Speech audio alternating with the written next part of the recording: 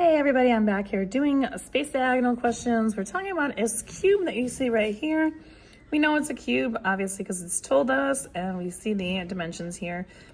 We're also told that each side length, obviously, is 15 inches because it is a cube. And it does tell us that the length of the base diagonal is, which is EF, which is right here, I kind of shaded it in, is 450 square rooted. And so that is the inches. And we're looking to find the length of the central diagonal, which is from D down to F in the front here. We're looking to find both the exact value as well as the approximate value, all the way to the nearest tenth. So we are going to use Pythagorean Theorem here. So we know that the height is 15 inches because this is a cube, so all the sides are 15 inches. And I know that this diagonal right here is the square root of 450. So what I'm going to do is I'm going to find the hypotenuse of this diagonal so that I have this triangle figured out. And again, it is a right triangle. You can tell that right here. We know that because it's a cube also. So we're going to solve using Pythagorean. A squared plus B squared equals C squared.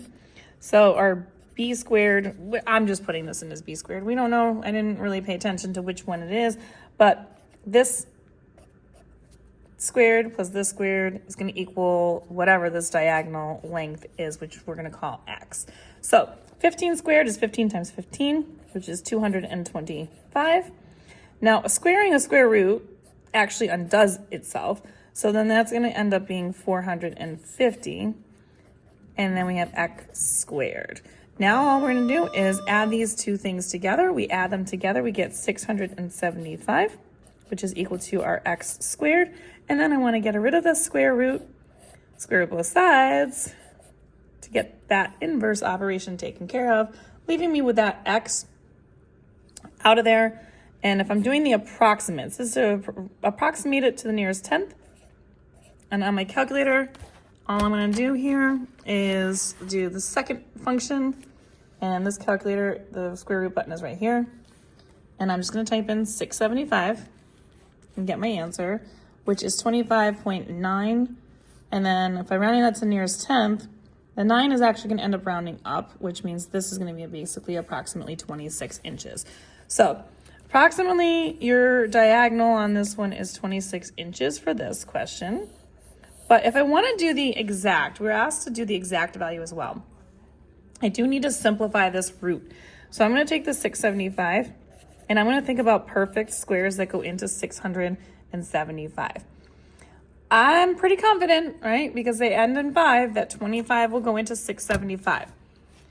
It's not the highest, but if you're trying to do this and you're trying to figure out perfect squares that go into 675, 25 comes to mind first. If I divide 675 divided by 25, it does go in evenly. It goes in 27 times. So I'm going to use that to help me with making this a little bit quicker.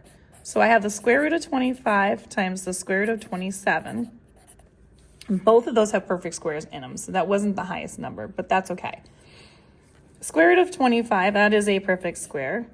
And that is 5. So then I'm done with that one. So that's good.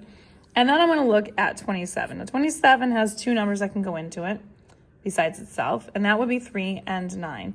So I have the square root of 9 and the square root of 3. That would multiply to get me 27.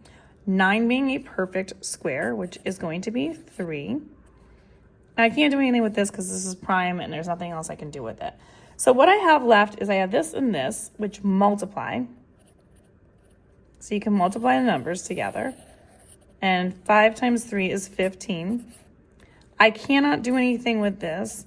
I can't combine it with the 15 because it's got a root symbol on it. So my simplified exact form of this answer would be 15 root 3, and this is inches, and that would be my finalized answer for the exact for this one.